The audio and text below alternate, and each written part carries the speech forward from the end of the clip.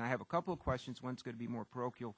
I'll start with the more general one, and that's going to be, and first of all, the sources of the questions come from the medical community, hospitals and such in my area, because my staff is very sensitive to getting their input, and they say, why don't you ask these particular questions? And they're much better questions than I would have come up on my own. So I want to make sure that I get some of the, the verbiage here is quality improvement organizations and the proposed roles. And this is back home, they're saying because of pre-existing relationships with these quality improvement organizations, with the regional extension centers, what do you see prospectively as those particular, right now they may be prime or subcontractors with individuals in San Antonio? I'm from San Antonio.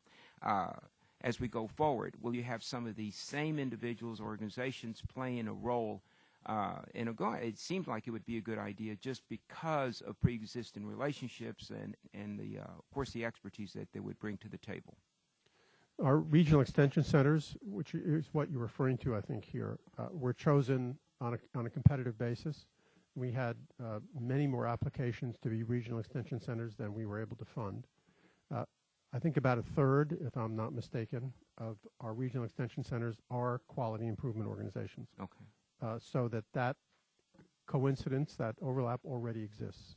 Where they are not quality improvement organizations, we are instructing the regional extension centers to work with quality improvement organizations and with all the other pertinent organizations in their community.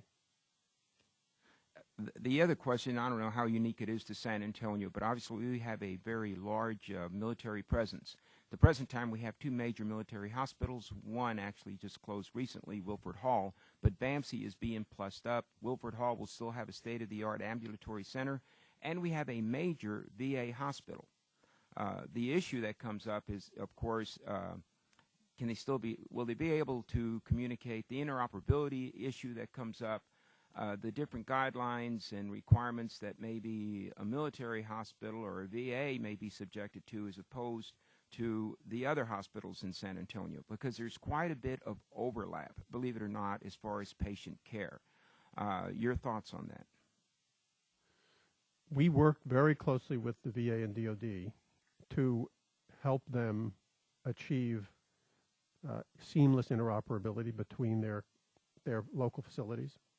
As a matter of fact, we prioritized some beacon communities where there were VA and DOD facilities that were trying to communicate because we wanted to support that activity.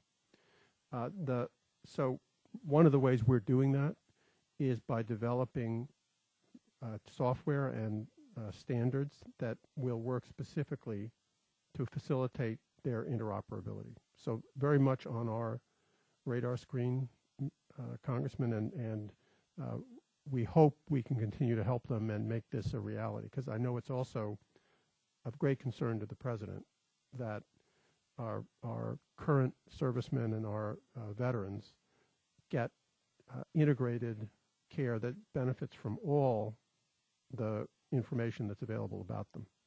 All right. Well, thank you very much, and I yield back, Mr. Chairman.